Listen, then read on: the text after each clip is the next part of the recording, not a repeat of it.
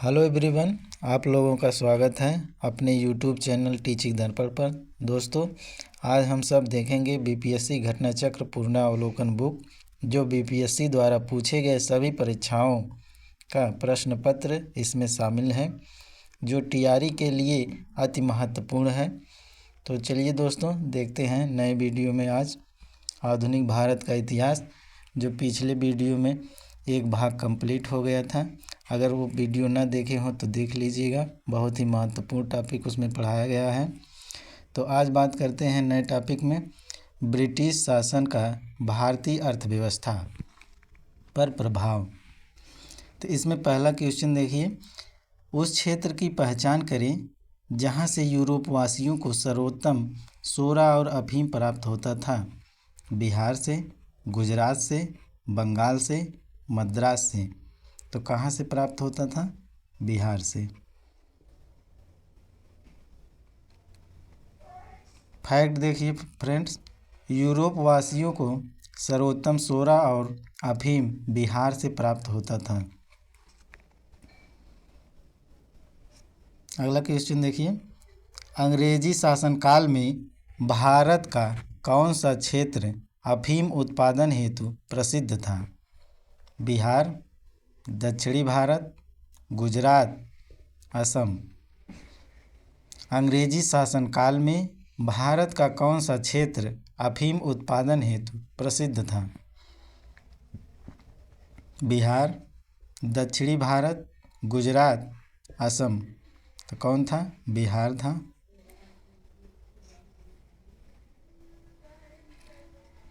अस्थाई बंदोबस्त किसके साथ किया गया?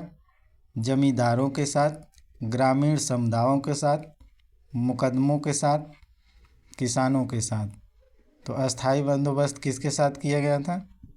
जमींदारों के साथ।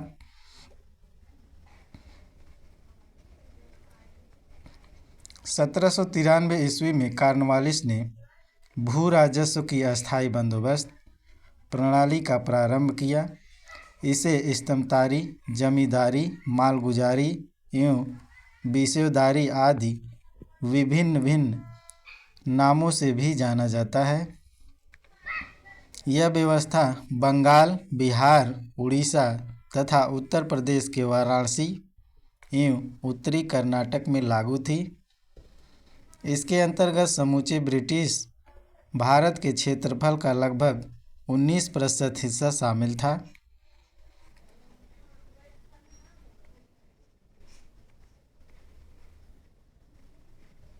इस व्यवस्था के अंतर्गत जमींदारों के एक नए वर्ग को भूस्वामी घोषित कर दिया गया, जिसे भूमि के लगान का 10/11 भाग कंपनी को देना था तथा 1/11 भाग अपनी सेवाओं के लिए अपने पास रखना था।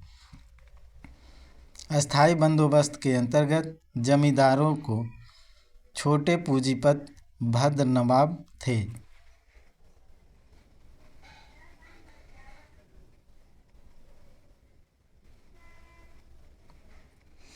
अगला क्वेश्चन देखिए फ्रेंड, बिहार में परमानेंट सेटलमेंट लागू करने का कारण था?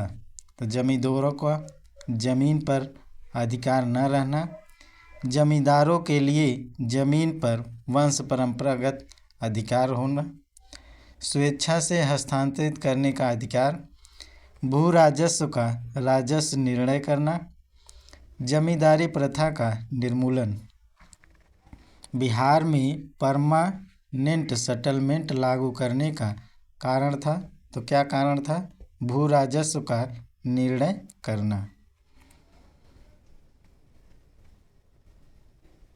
फैक्ट देखिए, लॉर्ड कॉर्नवालिस के समय भू राजस्व व्यवस्था आरंभ में 10 वर्षीय व्यवस्था के रूप में 1790 ईस्वी में लागू की गई थी, जो 22 मार्च 1793 को परमानेंट सेटलमेंट अस्थाई बंदोबस्त के रूप में स्थापित हुई।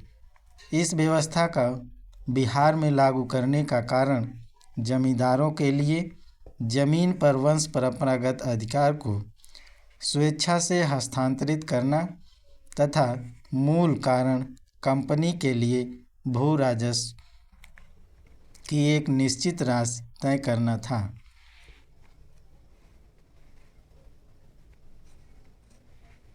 अगला है, रैयतवाड़ी व्यवस्था सर्वप्रथम कहाँ लागू की गई थी? गुजरात में, मद्रास में, बम्बई में, उड़ीसा में। तो कहाँ लागू की गई थी? मद्रास में।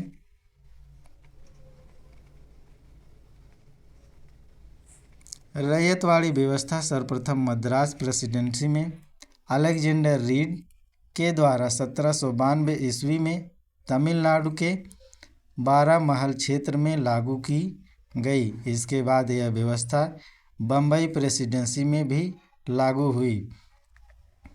थॉमस मुनरो का संबंध रैयतवाड़ी व्यवस्था से है।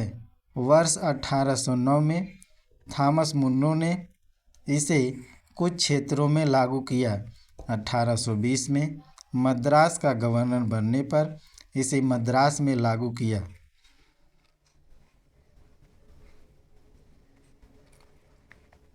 वह प्रथा जिसके तहत किसान स्वयं भूमि का मालिक होता है और सरकार को भू राजस्व के भुगतान के लिए जिम्मेदार माना जाता है। जमींदारी प्रथा, रैयतवाड़ी प्रथा, महलवाड़ी प्रथा, दहसाला प्रथा। वह प्रथा जिसके तहत किसान भूमि का मालिक होता है और सरकार को भू राजस्व के भुगतान के लिए जिम्मेदार माना जाता है। तो किसके लिए? रैयतवाड़ी प्रथा के लिए।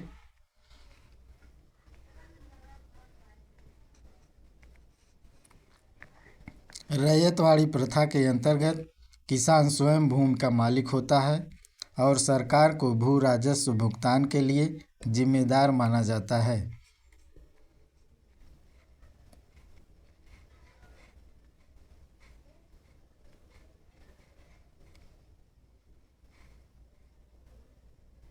अगला देखिए, मद्रास में रैयतवाड़ी पद्धति को किसने आरंभ किया? Lord Cornwallis, Thomas Munro, Lord William Bentinck, Lord Wellesley. Madras में रैयतवाड़ी पद्धति को किसने प्रारंभ किया था? तो थॉमस मुनरो ने।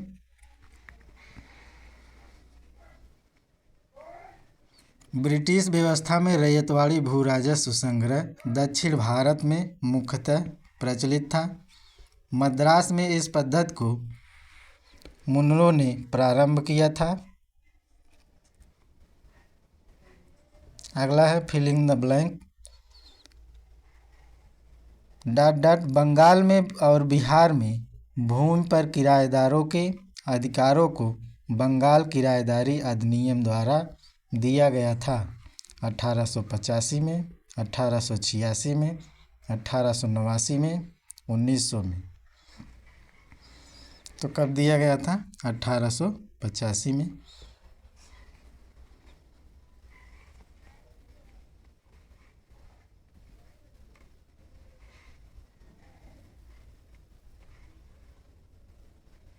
फैक्ट देखिए दोस्तों, 1793 ईस्वी में लॉर्ड कॉर्नवालिस द्वारा अस्थाई बंदोबस्त को लागू किया गया, जिसमें जमींदारों को कई अधिकार प्रदान किए गए। 19वीं शताब्दी तक आते आते भूमि की मांग बढ़ने लगी और मालिकों ने किराए में बढ़ोतरी की।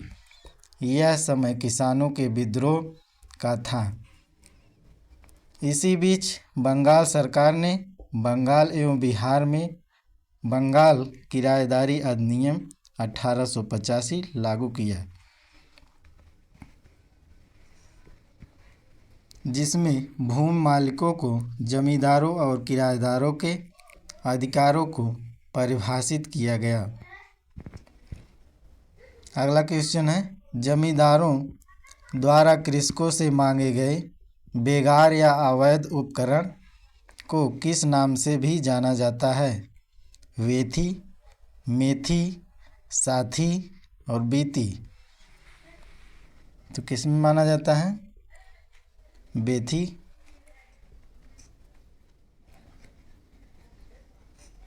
फैक्ट देखिए, जमींदारों द्वारा किसको से मांगे गए बेगार या अवैध उपकरण को बेथी कहा जाता है।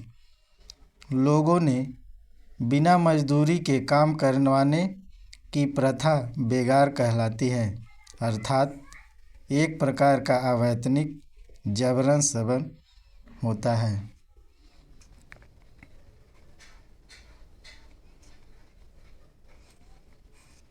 अगला है होम चार्जेस या ब्रिटेन में भारतीय सरकार के खर्चे में समाहित थे।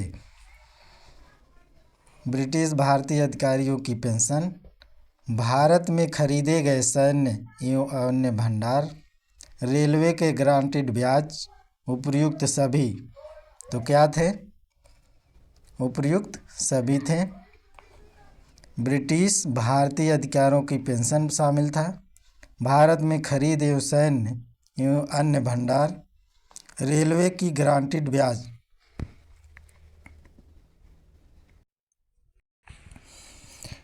होम चार्जेस या ब्रिटेन में भारतीय सरकार के खर्चे में ब्रिटिश भारतीय अधिकारियों की पेंशन, भारत में खरीदे गए सैन्य एवं अन्य भंडार तथा रेलवे के निवेशकों की ग्रांटेड ब्याज ये सभी समाहित थे।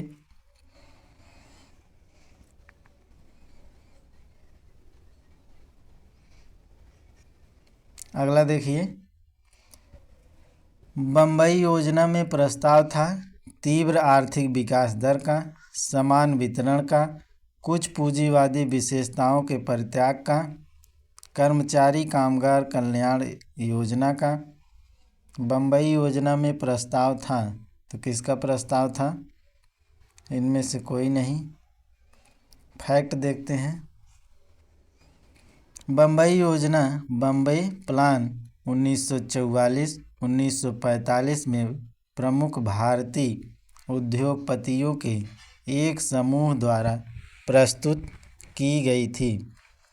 इस योजना के तहत भारत के लिए आयात प्रतिस्थापन और औद्योगिकरण आधारित प्रस्तावों के माध्यम से भारतीय अर्थव्यवस्था के तीव्र आर्थिक विकास की बात कही गई। साथ ही इसमें देश के आर्थिक विकास में राज्य द्वारा हस्तक्षेप और योजनाबद्ध विकास के साथ सार्वजनिक उपक्रमों की आवश्यकता के रूप में कुछ पूंजीवाद विशेषताओं का परित्याग भी परिलक्षित होता है। इस आधार पर अभीष्ट उत्तर ई होगा। अगला देखिए, जमशेदपुर लेबर एसोसिएशन की स्थापना 1920 में किसने की? एस.एन. हलदर, व्योमेश चक्रवर्ती, रमेश पाल, स्वामी विश्वानंद। तो कौन किए थे?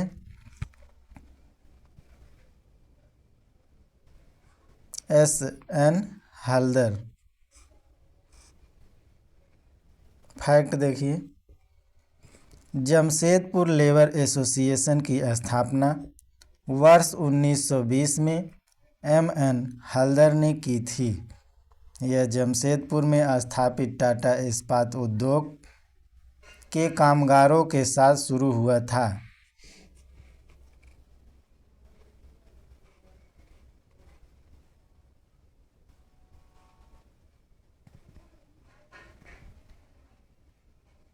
अगला देखिए, पंजाब भूमि हस्तांतरण अधिनियम कब पारित किया गया?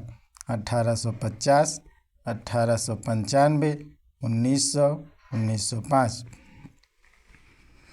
पंजाब हस्तांतरण अधिनियम कब पारित किया गया? 1900 में। फैक्ट देखते हैं। Punjab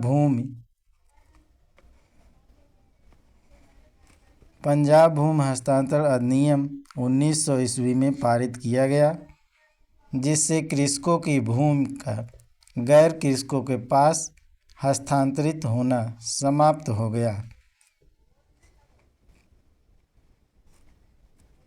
British house of common में चुने जाने वाले दादा भाई नौरोजी प्रथम भारतीय थे जिन्होंने इस दल के टिकट पर चुनाव लड़ा। वेरी वेरी इम्पॉर्टेंट क्वेश्चन है TRE 4 के लिए। तो विकल्प है इसमें उदारवादी दल, मजदूर दल, कंजर्वेटिव दल, साम्यवादी दल। तो कौन सा था? उदारवादी दल।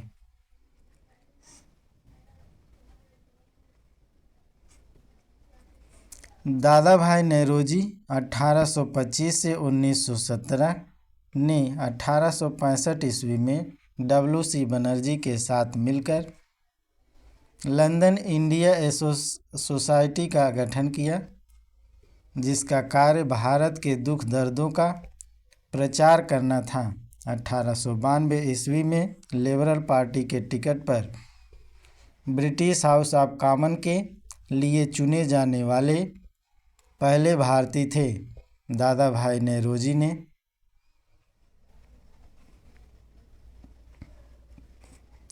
अपनी पुस्तक poverty and un British rule in India, बहुत ही महत्वपूर्ण बुक है, में स्पष्ट रूप से ब्रिटिश शासन के दौरान भारत की आर्थिक दुर्व्यवस्था पर प्रकाश डाला तथा धन के बहिर्गमन अथवा धन के निकास सिद्धांत का सर्वप्रथम प्रतिपादन किया। अगला टॉपिक है फ्रेंड्स 1857 की क्रांति। इसमें पहला क्वेश्चन है अंग्रेजी भारतीय सेना में चर्बी वाले कारतूसों से चलने वाली एनफील्ड राइफल कब शामिल की गई थी?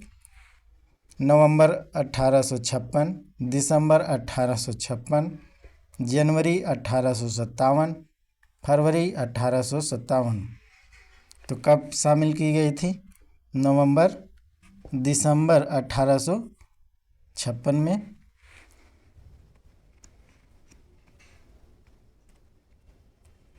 दिसंबर 1856 में सरकार ने पुराने लोहे वाली बंदूक ब्राउन बेस के स्थान पर नवीन Enfield rifle new Enfield rifle के प्रयोग का निश्चय किया। इन राइफलों में दमदम, अंबाला और सियालकोट में बने चर्बी युक्त कारतूसों का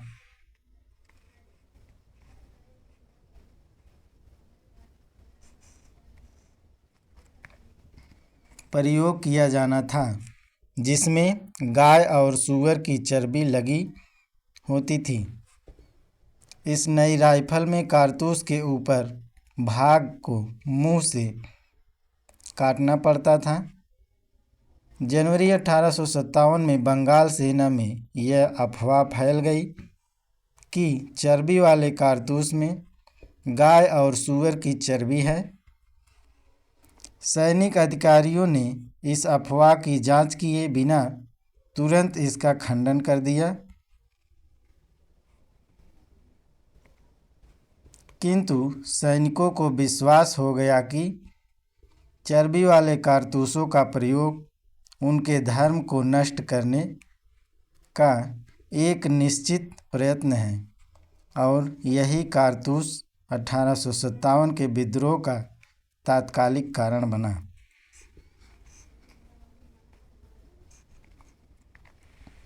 अठारह सौ सत्तावन की क्रांति सर्वप्रथम कहाँ से प्रारंभ हुई?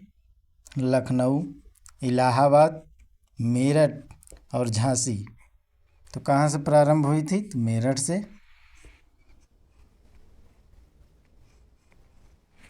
1857 की क्रांति का प्रारंभ 10 मई को मेरठ से हुआ था। यहाँ की 3री कैवेलरी रेजिमेंट के सैनिकों ने चर्बी युक्त कारतूसों को छूने से इनकार कर दिया तथा खुलेआम बगावत कर दी।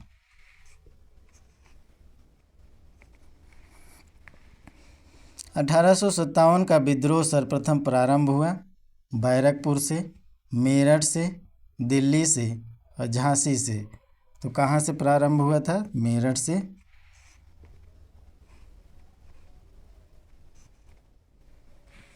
1857 की ईस्वी भारतीय विद्रोह, जिसे प्रथम भारतीय स्वतंत्रता संग्राम, सिपाही विद्रोह और भारतीय विद्रोह के नाम से भी जाना जाता है।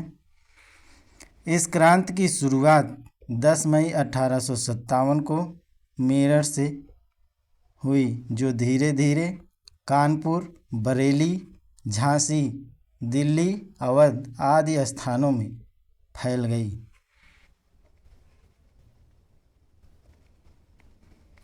1857 की क्रांति सर्वप्रथम कहाँ से प्रारंभ हुई? लखनऊ, इलाहाबाद, झांसी, मेरठ। ये रिपीट क्वेश्चन है।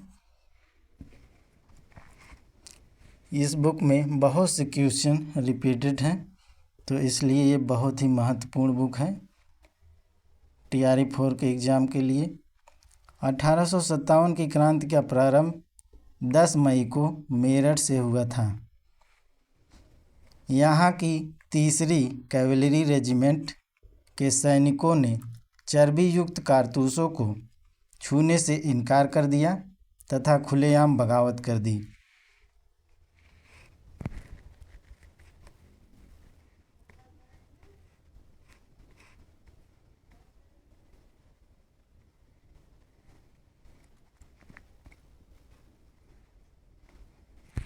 $1857 में भारत का गवर्नर जनरल कौन था? वेलेज़ली, डालहौजी, कैनिंग, मिंटो। कौन था? कैनिंग था।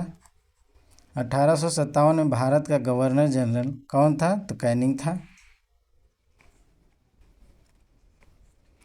1857 के विद्रोह के समय भारत का गवर्नर जनरल लॉर्ड कैनिंग 1856 से 58 ईस्वी था। लॉर्ड कैनिंग भारत में कंपनी द्वारा नियुक्त अंतिम गवर्नर जनरल तथा ब्रिटिश सम्राट के अधीन नियुक्त भारत का पहला वायसराय था।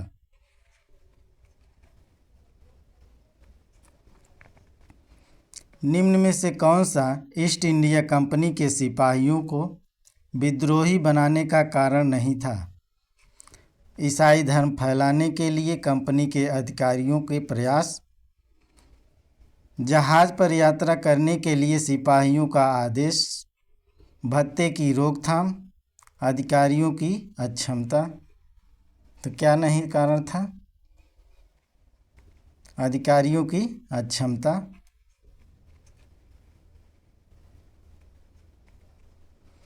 ईसाई धर्म फैलाने के लिए कंपनी के अधिकारियों के प्रयास, जहाज पर यात्रा करने के लिए सिपाहियों को आदेश तथा डाक आदि भत्तों की रोकथाम आदि कारक ईस्ट इंडिया कंपनी के सिपाहियों को विद्रोही बनाने के कारण बने, जिसकी परिणति 1857 की क्रांति के रूप में हुई। दातव्य है कि अधिकारियों की अक्षमता इसका कारण नहीं थे।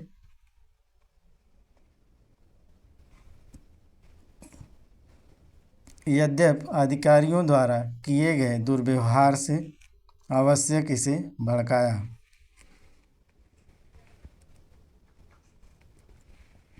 1857 के विद्रोह का नेतृत्व बिहार में किसने किया? खान बहादुर खान, कुंवर सिंह, तात्या टोपे, रानी रामकुमारी।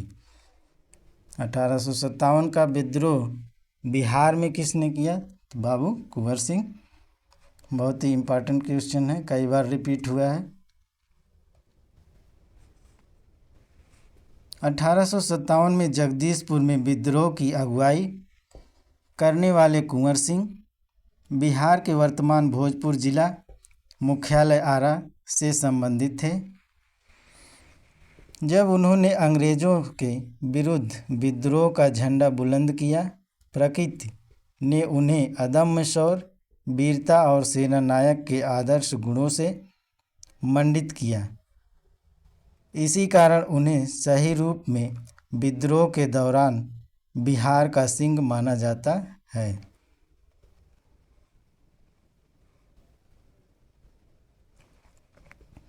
उन्होंने शाहाबाद में अंग्रेज़ों की सत्ता का तख्ता पलट दिया और अपनी सरकार स्थापित की। वह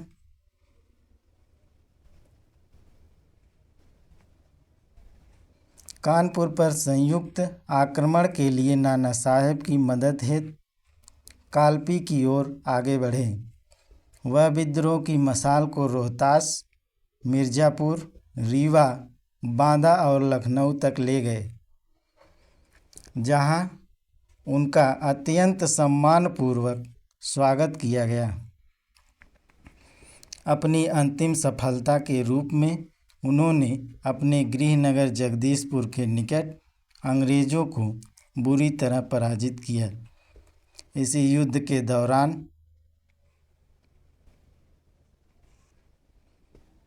कुंवर सिंह बुरी तरह घायल हो गए और 26 अप्रैल 1858, ये TRE 3 में पूछा गया क्वेश्चन है, को उनकी मृत्यु हो गई।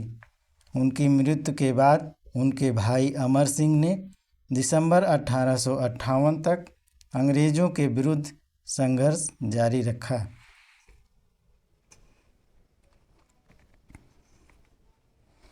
कुंवर सिंह ने 1857 के विद्रोह का नेतृत्व किस प्रांत से किया? पंजाब, बंगाल, बिहार, महाराष्ट्र। तो कहाँ से किए थे? बिहार से।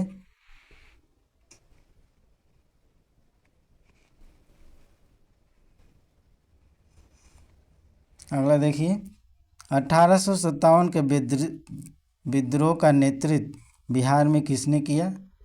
खान बहादुर खान, कुंवर सिंह, तात्या टोपे, रानी राम कुमारी।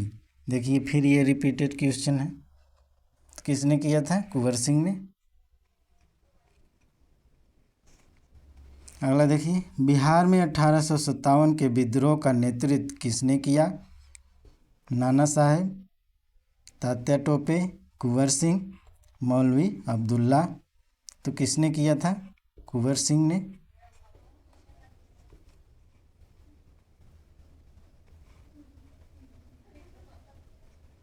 अगला देखिए, 1857 का विद्रोह लखनऊ में किसके नेतृत्व में आगे बढ़ा?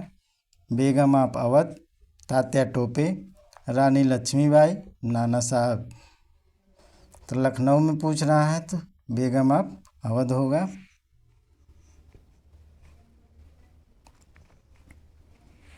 लखनऊ अवध में विद्रोह का प्रारंभ 30 मई 1857 को हुआ। विद्रोह का नेतृत्व बेगम हजरत महल, बेगम ऑफ अवध ने किया।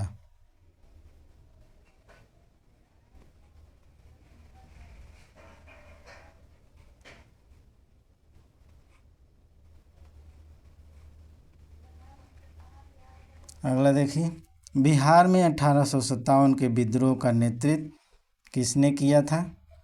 बाबू अमर सिंह, हरे कृष्णा सिंह, कुंवर सिंह, राजा शहजादा सिंह। तो किसने किया था? बाबू कुंवर सिंह। बिहार में 1857 के विद्रोह का नेतृत्व किसने किया था? तो कुंवर सिंह ने।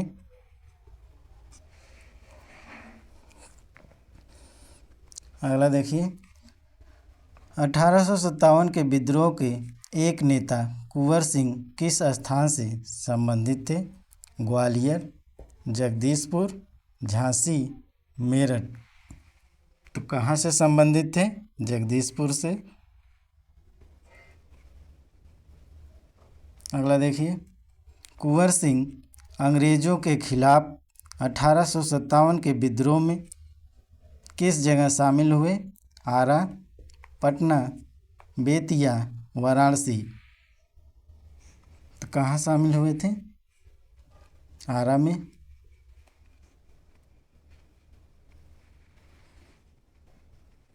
25 जुलाई 1857 को दानापुर में सैनिकों की 3 रेजिमेंट ने विद्रोह कर दिया। 26 जुलाई को ये सैनिक आरा पहुँचे।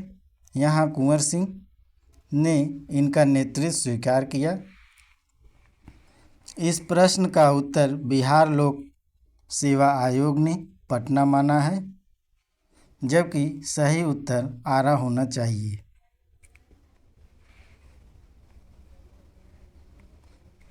जगदीशपुर के किस व्यक्ति ने 1857 के विप्लव में क्रांतिकारियों के नेतृत्व किया?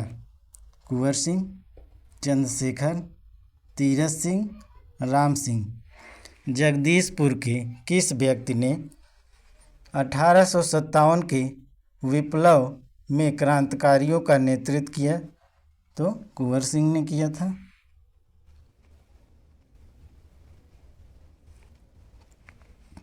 कुंवर सिंह राजा थे हमीरपुर के, धीरमपुर के, जगदीशपुर के, रामपुर के।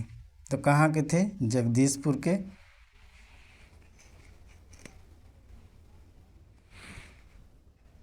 दोस्तों, यदि वीडियो पसंद आए तो लाइक शेयर सब्सक्राइब कीजिएगा टीचिंग दर्पण यूट्यूब चैनल को। चलिए अगला देखिए। बिहार के जगदीशपुर ग्राम में 1777 में जन्मे कुंवर सिंह ने जगदीशपुर की जमींदारी संभाली थी। जगदीशपुर से उन्होंने ही 1857 के विद्रोह का नेतृत्व किया था। 26 अप्रैल 1858 को इनकी मृत्यु हो गई। 1857 के विद्रोह के समय इनके अदम्य साहस, वीरता और कुशल सेनानायकत्व के कारण इन्हें बिहार का सिंह कहा गया।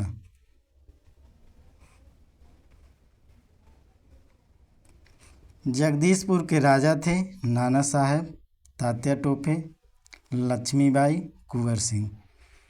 जगदीशपुर के राजा थे तो कुंवर सिंह थे।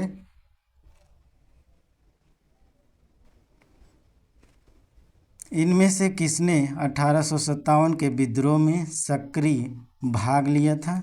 नाना साहेब कानपुर से, बेगम हजरत महल लखनऊ से, मौलवी अब्दुल्ला फैजाबाद से, बेगम जीनत महल दिल्ली से। तो इसका ई विकल्प दिया है। इनमें से किसने 1857 के विद्रोह में सक्रिय भाग लिया था? नाना साहेब कानपुर से, बेगम हजरत महल लखनऊ से, मौलवी अब्दुल्ला फैजाबाद से, बेगम जीनत महल दिल्ली से। तो चलिए फैक्ट देखते हैं।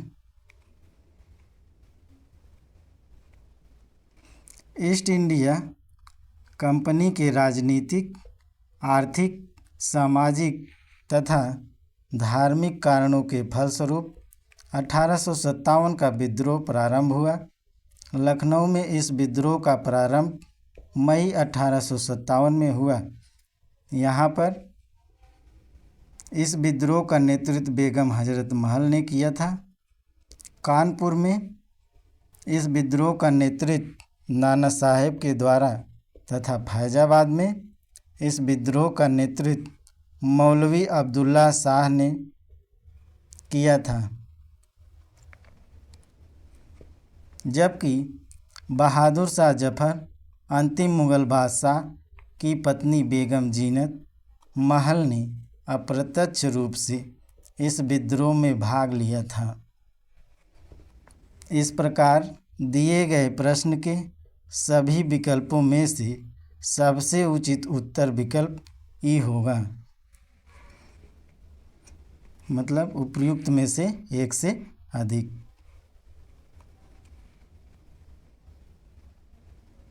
अगला देखिए। इनमें से किसने अंग्रेजी ईस्ट इंडिया कंपनी के कंट्रोल के खिलाफ बगावत नहीं की?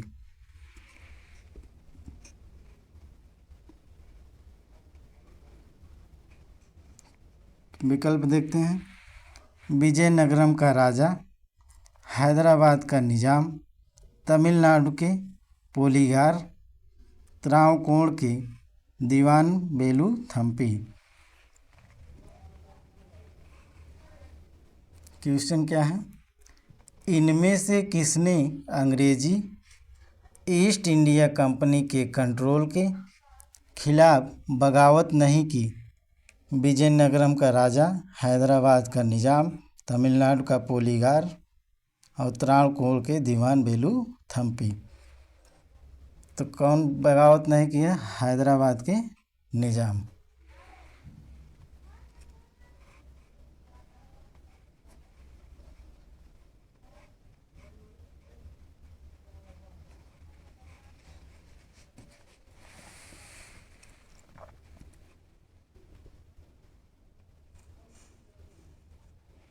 उपर्युक्त विकल्पों में से हैदराबाद के निजाम ने कभी अंग्रेज़ों के विरुद्ध विद्रोह नहीं किया। विजयनगरम के राजा ने 18वीं शताब्दी के उत्तरार्ध में कंपनी शासन के विरुद्ध विद्रोह किया। तमिलनाडु के पोलीगारों द्वारा कई बार विद्रोह किया गया था तथा त्रावणकोर के दीवान वेलुथम्पी द्वारा 1809 ईस्वी में अंग्रेज़ों के विद्रोह का नेतृत्व किया गया।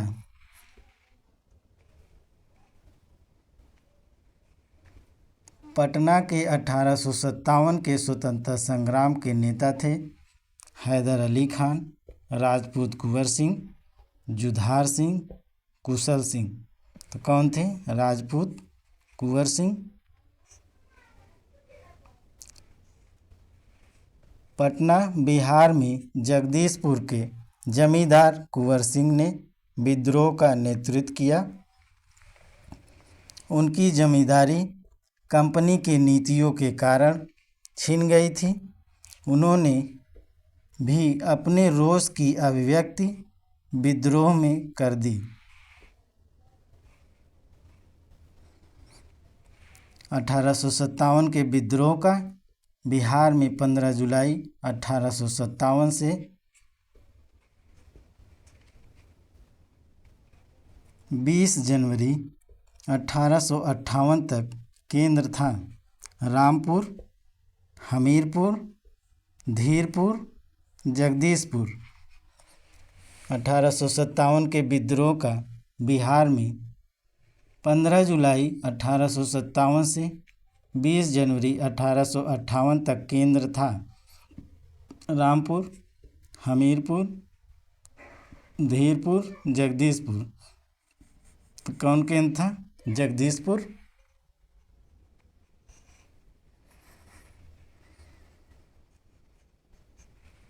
बिहार में 1857 के विद्रोह का केंद्र जगदीशपुर था, जहां जमींदार कुंवर सिंह ने नेतृत्व संभाला।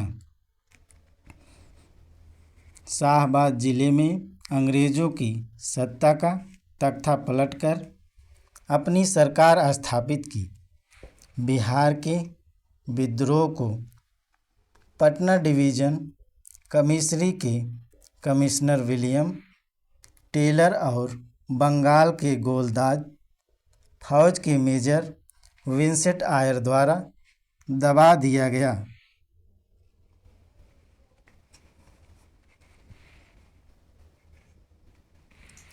निम्नलिखित में से कौन 1857 के विद्रोह में अंग्रेज़ों का सबसे कट्टर दुश्मन था?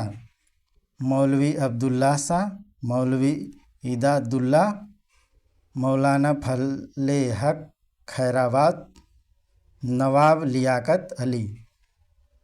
तो कौन था? मौलवी अब्दुल्ला शाह।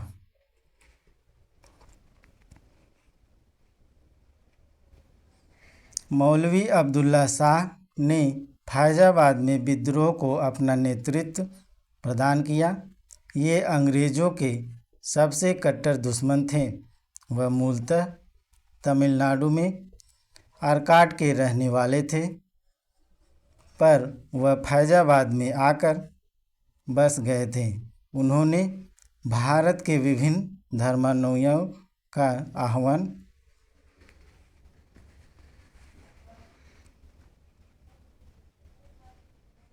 करते हुए कहा कि सारे लोग काफिर अंग्रेज़ों के विरुद्ध खड़े हो जाओ और उन्होंने भारत से बाहर खदेड़ दो और उन्हें भारत से बाहर खदेड़ दो।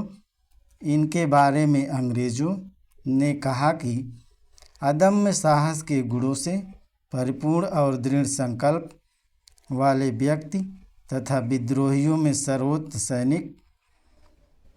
इनकी गिरफ्तारी के लिए ब्रिटिश सरकार ने 50,000 रुपये का इनाम रखा था।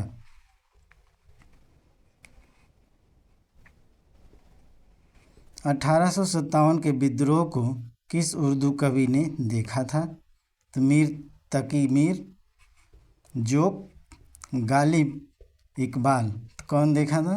गालिब ने देखा था।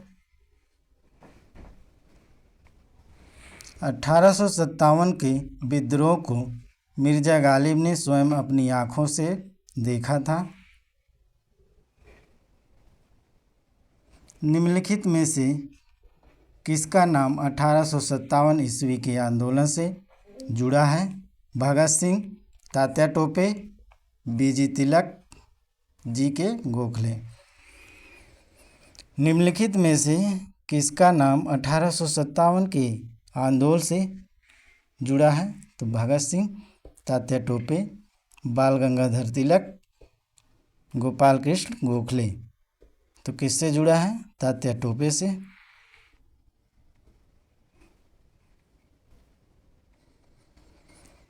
तात्या टोपे 1814 से 1859 ईस्वी को रामचंद्र पांडुरंग के नाम से भी जाना जाता है। वे 1857 ईस्वी भारतीय विद्रोह के प्रमुख नेता थे। इनका जन्म योला गांव में हुआ था, जहां वे पेशवा दत्तक पुत्र नाना धोतो पंत और महाराज माधव सिंह के मित्र बन गए। 1851 ईस्वी में डलहौजी ने नाना को उनके पिता के पेंशन से वंचित कर दिया। उधर तात्या टोपे पहले से ही ब्रिटिशों को अपना शत्रु मान चुके थे। दोनों ने मिलकर कानपुर में ईस्ट इंडिया कंपनी की भारतीय टुकड़ियों को जीतकर नाना साहब के आधिपत्य को स्थापित किया और तात्या टोपे स्वयं सेना के कमांडर इन चीफ बन गए। सैनिक अदालत में अप्रैल 1859 में फांसी दे दी गई। झांसी की रानी लक्ष्मीबाई की मृत्यु कहाँ पर हुई थी? लखनऊ, कानपुर, ग्वालियर, झांसी। कहाँ पर हुई थी? ग्वालियर में। झांसी की रानी लक्ष्मीबाई की मृत्यु ग्वालियर में हुई थी।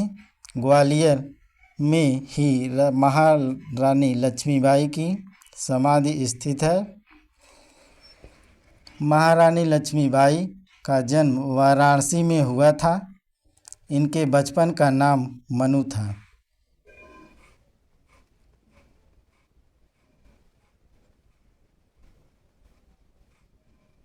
दोस्तों, वीडियो को ज़्यादा से ज़्यादा शेयर और लाइक कीजिए। चलिए अगला क्वेश्चन देखते हैं। निम्नलिखित वर्गों में किसने 1857 के विद्रोह में भाग नहीं लिया? खेतिहर मजदूर, साहूकार, कृषक, जमींदार। तो किसने भाग नहीं लिया था? तो कूट में देखिएगा, कूट दिया है, डी विकल्प सही है, मतलब दूसरा और चौथा। चलिए विकल्प देखते हैं। दूसरा मतलब साहूकार और चौथा मतलब जमींदार।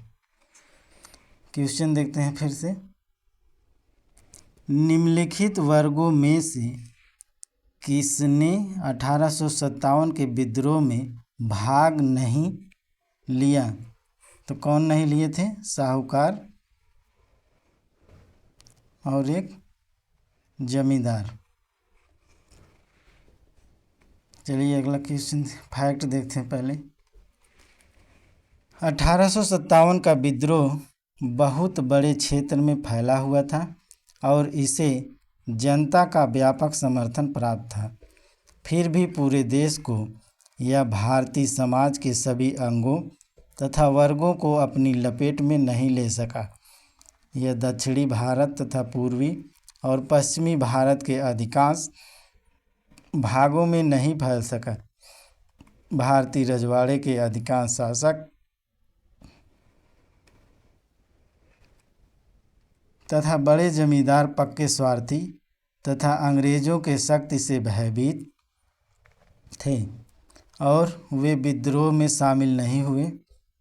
इसके विपरीत ग्वालियर के सिंधिया, इंदौर के होलकर, हैदराबाद के निज़ाम, जोधपुर के राजा, भोपाल के नवाब, पटियाला नाभा और जिंद के सिख शासक तथा पंजाब के दूसरे सिख सरदार, कश्मीर के महाराजा,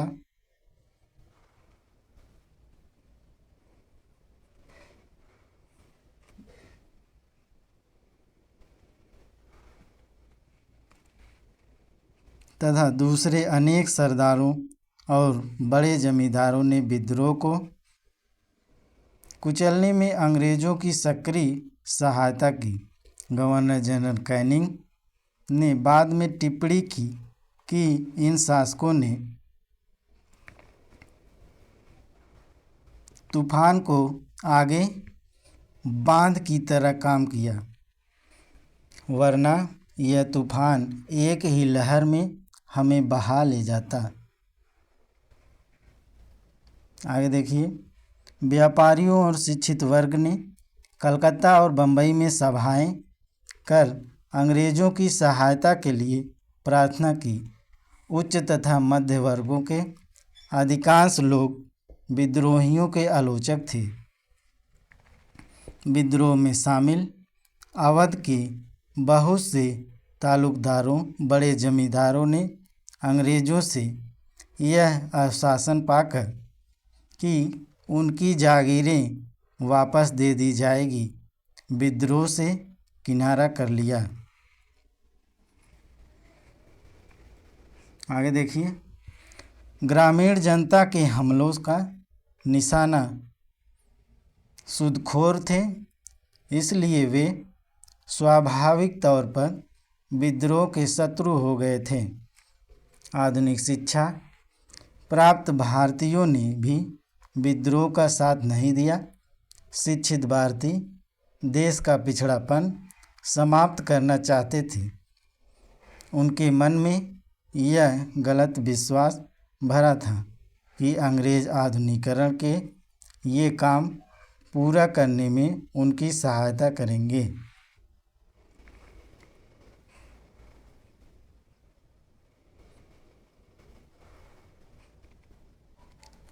अगला क्वेश्चन देखिए, निम्नलिखित में से कौन सा कथन सही है?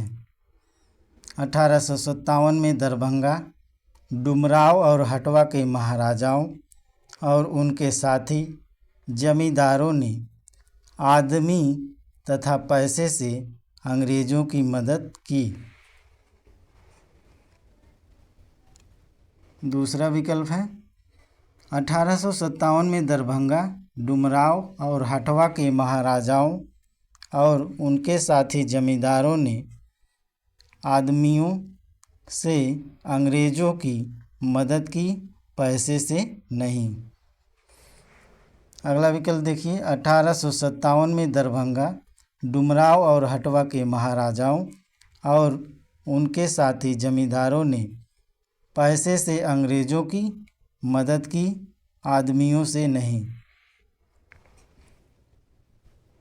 विकल्प 4 है डी वाला। 1857 में दरभंगा, डुमराव और हटवा के महाराजाओं और उनके साथी जमींदारों ने अंग्रेज़ों का विरोध किया, तो इसमें विकल्प ए सही है, ये वाला।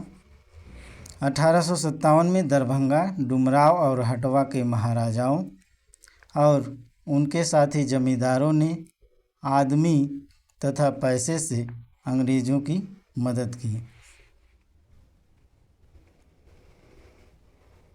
फैक्ट देखिए, 1857 के स्वतंत्रता संग्राम में बिहार के कुछ प्रमुख जमींदारों ने अंग्रेज़ों की धन एवं जन दोनों से बड़ी सहायता की थी और अंग्रेज़ों को इस प्रकार की मदद पहुंचाने वाले जमींदारों में दरभंगा, डुमराव एवं हटवा के जमींदार शामिल थे।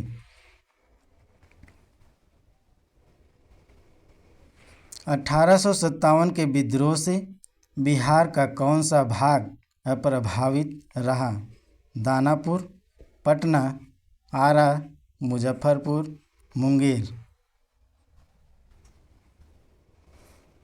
तो इसका विकल्प बी सही है, केवल पांचवा में क्या है? मुंगेर।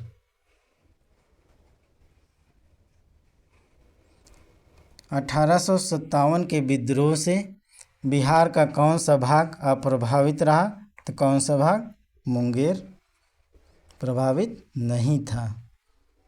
दानापुर, पटना, आरा, मुजफ्फरपुर ये सब प्रभावित थे। फैक्ट देखते हैं।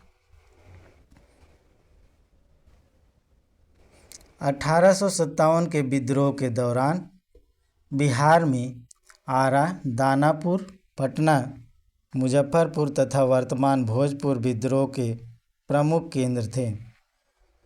पटना में पीर अली पुस्तक विक्रेता ने विद्रोहियों का नेतृत्व किया था। ग्रामीण जनता के बीच अंग्रेज हुकूमत के विरुद्ध जो विद्रोही काम कर रहे थे, उन्होंने विद्रोही सिपाहियों का समर्थन किया। मुंगेर 1857 के विद्रोह से अप्रभावित रहा।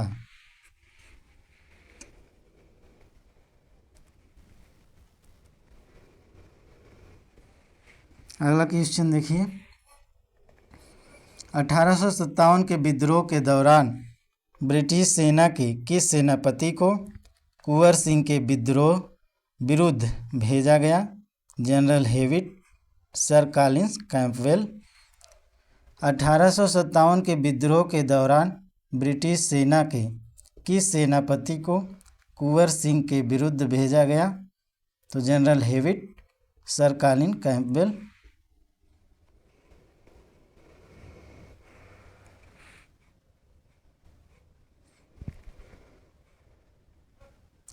सर ह्यूरोज उपयुक्त में से एक से अधिक, तो इसका विकल्प ई दिया है। तो फैक्ट देखते हैं।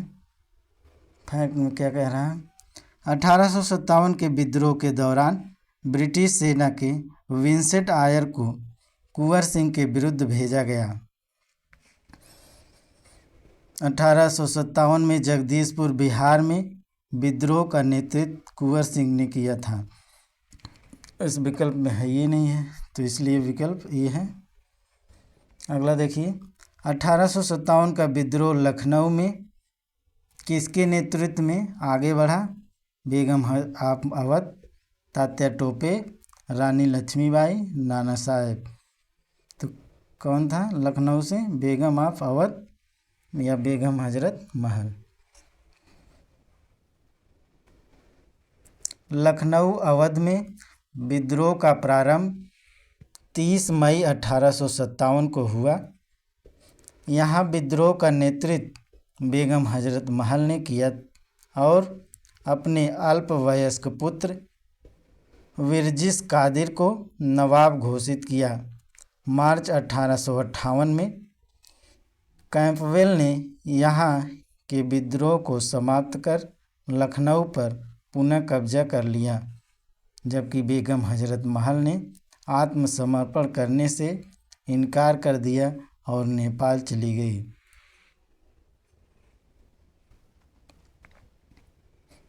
अठारह का विद्रोह मुख्यतः किस कारण से असफल रहा? हिंदू मुस्लिम एकता की कमी, किसी सामान्य योजना और केंद्रीय संगठन की कमी, इसके प्रभाव का सीमित क्षेत्र, जमींदारों की सकबागता।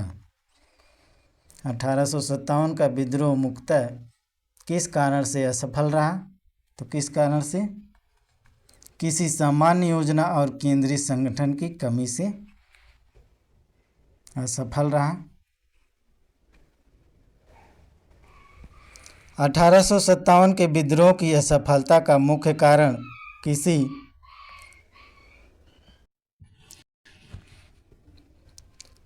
किसी सामान्य योजना एवं केंद्रीय संगठन की कमी थी। विद्रोहियों के नेताओं में कोई संगठन की भावना देखने में नहीं आई। 82 वर्षीय बहादुर शाह कमज़ोर था। उसके द्वारा विभिन्न सरदारों का आह्वान करना काफ़ी नहीं था। साथ ही विद्रोहियों ने वीरता तो दिखाई और सरकार का विनाश करने पर वे तुले हुए भी प्रतीत होते थे। किंतु ऐसा करने के लिए उनके पास किसी सुनियोजित कार्यक्रम का पूर्ण अभाव था। उनमें अनुशासन की कमी भी थी। कभी कभी तो वे अनुशासित सेना के बजाय दंगई भीड़ की तरह व्यवहार करते थे। विदेशी शासन के प्रति एक साझी घृणा को छोड़कर और कोई संबंध सूत्र नेताओं के बीच नहीं था।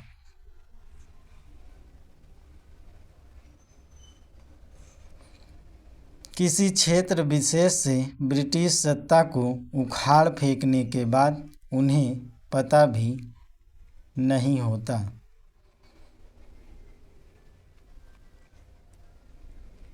था कि उसकी जगह किस प्रकार की राजनीतिक सत्ता या संस्था स्थापित की जाए।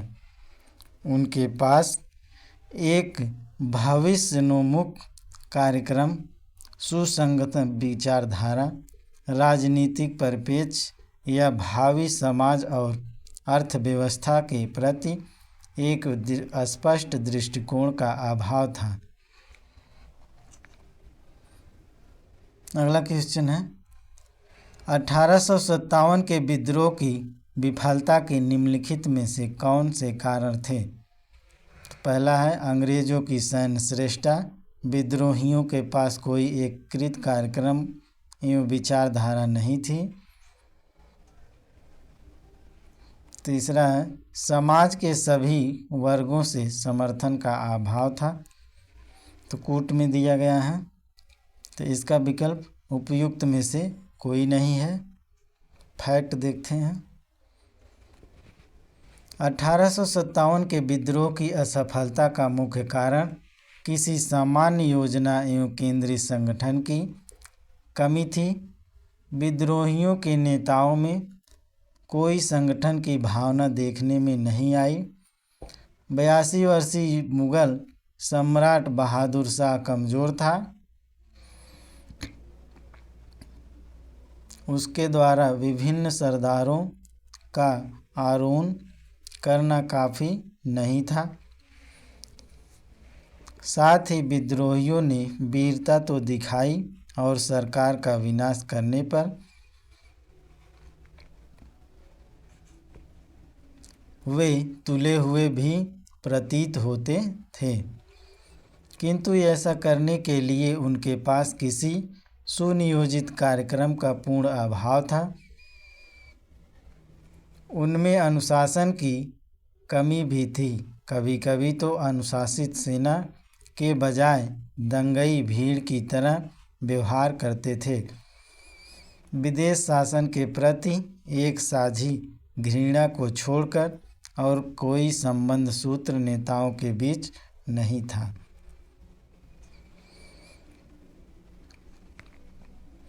किसी क्षेत्र विशेष से ब्रिटिश सत्ता को उखाड़ फेंकने के बाद उन्हें पता भी नहीं होता था कि उनकी जगह किसी प्रकार की राजनीतिक सत्ता या संस्थाएं स्थापित की जाए।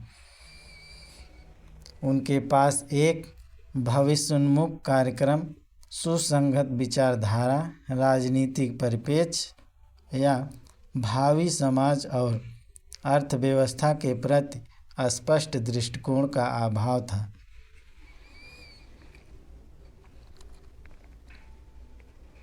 अगला देखिए, विचार कीजिए।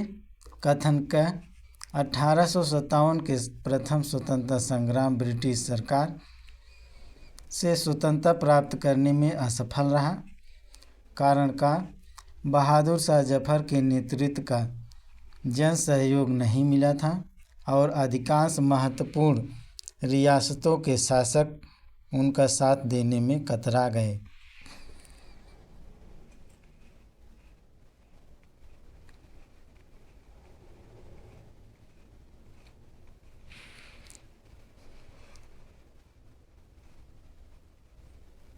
विकल्प देखिए, दोनों क और का सत्य है और का सही स्पष्टीकरण है।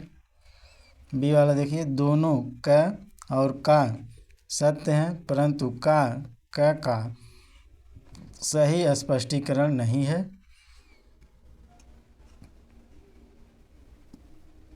अगला देखिए, क सत्य है और का असत्य है। क असत्य है परंतु का सत्य है, तो इसका विकल्प ए होगा। कौन सा? ये वाला। दोनों क और का सत्य है और का सही स्पष्टीकरण है। दोनों विकल्प सत्य हैं। 1857 के विद्रोह का स्वरूप मुख्यतः समाजवादी था, जिसमें कुछ राष्ट्रवादी के तत्व विद्यमान थे। अवध तथा रोहिलखंड के तथा अन्य उत्तरी भारत में सामंतवादी तत्वों के विद्रोह का नेतृत्व किया और दूसरी ओर अन्य सामंतवादी तत्वों यथा पटियाला, जंदी, ग्वालियर व हैदराबाद के राजाओं ने इस विद्रोह का दमन करने में सहायता की। संकट के समय कैनिंग ने कहा था, यदि सिंधिया भी विद्रोह में शामिल हो जाए तो मुझे कल ही बिस्तर गोल करना होगा।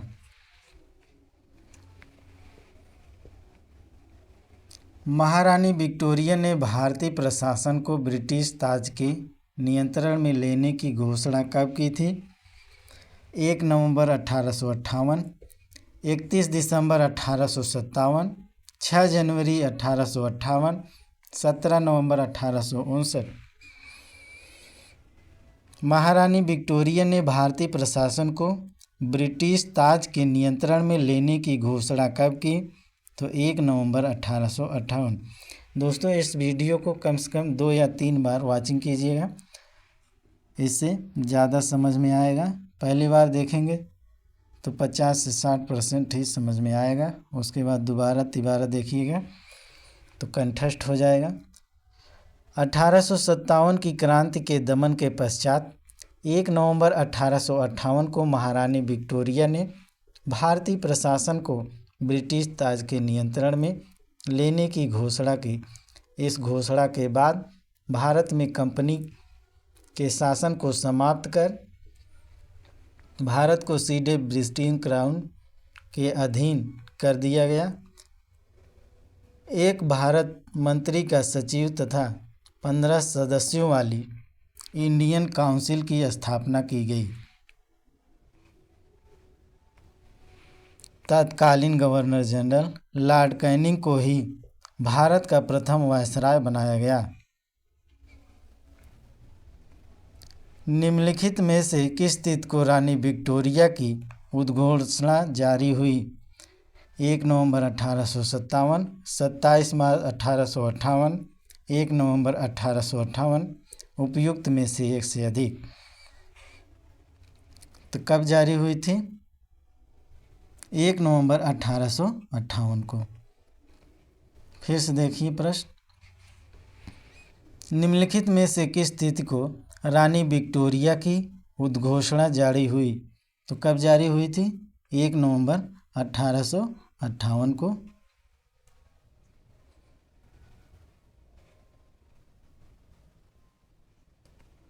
अगला क्वेश्चन देखिए, 1857 के विद्रोह के बाद ब्रिटिश सरकार ने सिपाहियों का इन प्रांतों से चयन किया। उत्तर प्रदेश एवं बिहार के ब्राह्मण, पूर्व में बंगाली एवं उड़ीसा, गोरखा, सिख एवं पंजाबी उत्तर प्रांत, मद्रास प्रेसिडेंसी एवं मराठा। तो कहाँ से हुआ था? गोरखा, सिख एवं पंजाबी उत्तर प्रांत से हुआ था। फैक्ट देखिए, 1857 के विद्रोह के बाद ब्रिटिश सरकार ने सिपाहियों का चयन गोरखा, सिख एवं पंजाब की उत्तर प्रांत से 1857 के विद्रोह को भड़काने में उत्तर प्रदेश, बिहार के सैनिकों ने महत्वपूर्ण भूमिका निभाई। इसलिए ब्रिटिश सरकार इन्हें संदेह की दृष्टि से देखती थी। विद्रोह के समय बंगाल सेना के 60% सैनिक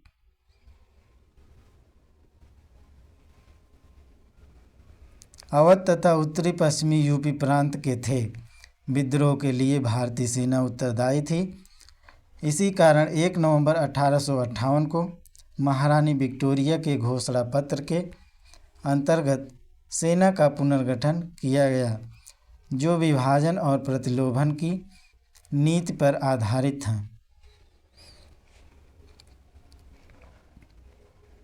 निम्नलिखित में से किसने 1857 के विद्रोह का एक षड्यंत्र की संज्ञा दी?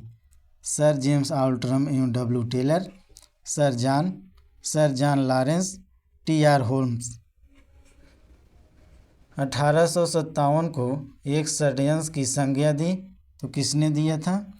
सर जेम्स आउल्ट्रम एवं डब्ल्यू टेलर ने दिया था। सर जेम्स आउल्ट्रम और डब्ल्यू टेलर ने 1857 के विद्रोह को हिंदू मुस्लिम षड्यंत्र का परिणाम बताया। आउल्ट्रम का विचार था कि यह मुस्लिम षड्यंत्र था जिसमें हिंदू शिकायतों का लाभ उठाया जाए। जॉन लॉरेंस और सीले के अनुसार वह केवल सैनिक विद्रोह था। सर जॉन सीले के अनुसार 1857 का विद्रोह एक पूर्णतः देशभक्त रहित और स्वार्थी सैनिक विद्रोह था, जिसमें न कोई स्थानीय नेतृत्व ही था और न ही इसे सर्वसाधारण का समर्थन प्राप्त था। उनके अनुसार यह एक संस्थापित सरकार के विरुद्ध भारतीय सेना का विद्रोह था। अगला क्वेश्चन, 1857 के विद्रोह को किसके द्वारा प्रथम भारतीय स्वतंत्रता 1857 के विद्रोह को किसके द्वारा प्रथम भारतीय स्वतंत्रता संग्राम के रूप में वर्णित किया गया? बी.डी. सावरकर, बाल गंगाधर तिलक, तो बी.डी. सावरकर के द्वारा।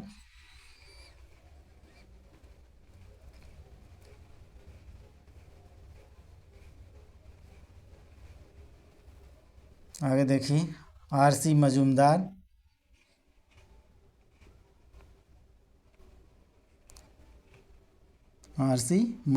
दादा भाई नेहरूजी, उपयुक्त में से कोई नहीं, तो इसका विकल्प ये होगा बी.डी. सावरकर। चलिए फैक्ट देख लीजिए। बी.डी. सावरकर ने अपनी पुस्तक the Indian war of independence 1857 में 1857 के विद्रोह को सुनियोजित स्वतंत्रता संग्राम, प्रथम भारतीय स्वतंत्रता संग्राम की संज्ञा दी।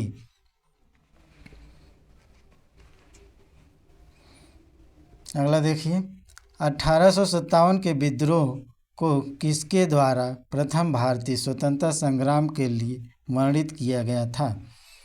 रिपीटेड क्वेश्चन है, तो ऐसे ही कई बार रिपीट होता है, तो इसलिए इस बुक को 2 या 3 बार वॉच करिएगा, जिससे हर एक क्वेश्चन आपको समझ में आ जाए, जो कि TRE 4 के लिए अति महत्वपूर्ण है। तो इसमें बी.डी. सावरकर, बाल गंगाधर तिलक, बिपिन चंद्र पाल, उपयुक्त में से एक से अधिक। 1857 के विद्रोह को किसके द्वारा प्रथम भारतीय स्वतंत्रता संग्राम के रूप में वर्णित किया गया? तो बी.डी. सावरकर के द्वारा। अगला देखिए, निम्नलिखित में से कौन सा आयोग 1857 के विद्रोह के दमन के बाद भारतीय फौज के नव संगठन से संबंधित है? तो पब्लिक सर्विस आयोग, पील आयोग, हंटर आयोग, साइमन कमीशन आयोग। निम्नलिखित में से कौन सा आयोग 1857 के विद्रोह के दमन के बाद भारतीय फौज के नव संगठन से संबंधित है? पब्लिक सर्विस आयोग, पील आयोग, हंटर आयोग, साइमन कमीशन आयोग। तो कौन सा? पील आयोग।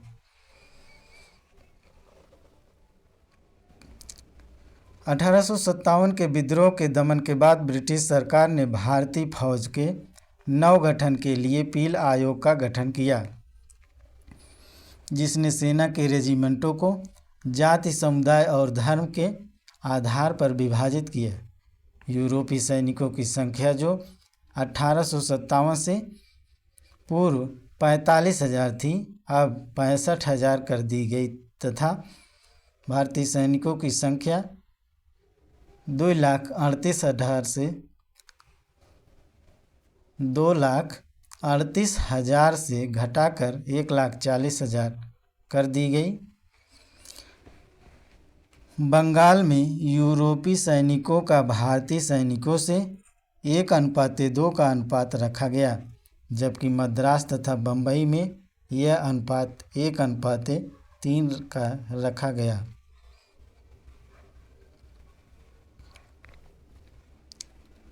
अगला देखिए, मैं जहाँ भी हूँ जगदीशपुर वहीं है, यह किसने कहा? अमर सिंह। झांसी की रानी,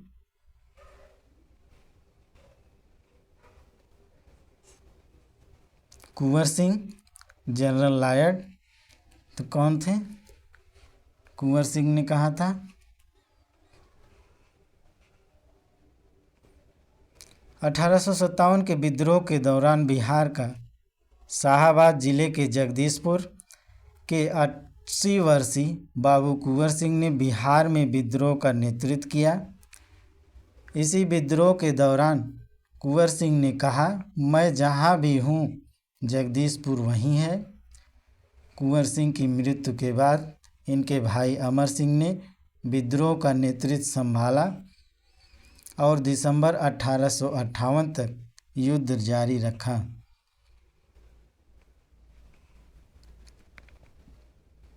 अंत में विलियम टेलर एवं विंसेंट आयर ने विद्रोह का दमन किया।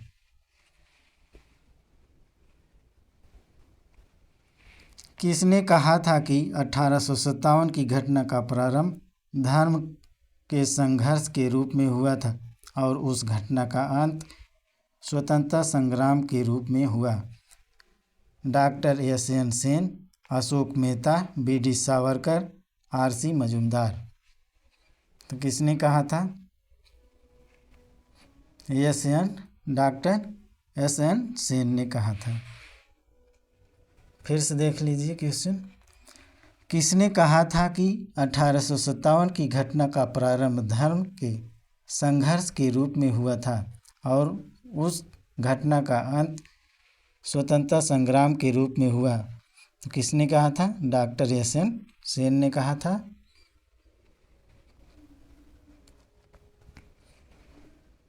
Doctor SN. सेन के अनुसार 1857 की घटना का प्रारंभ धर्म के संघर्ष के रूप में हुआ था और उस घटना का अंत स्वतंत्रता संग्राम के रूप में हुआ था। अगला टॉपिक है अन्य जन आंदोलन। इसको अगले वीडियो में देखेंगे दोस्तों। तब तक के लिए चैनल को लाइक, शेयर, सब्सक्राइब कीजिए। वीडियो पसंद आए तो ज़्यादा से ज़्यादा लोगों में शेयर कीजिएगा। और जो लोग पहली वीडियो नहीं देखे हैं आधुनिक भारत का, तो वो वीडियो देख लीजिएगा, जिससे ज़्यादा से ज़्यादा आप लोगों को समझ में आए। तो चलिए दोस्तों, धन्यवाद।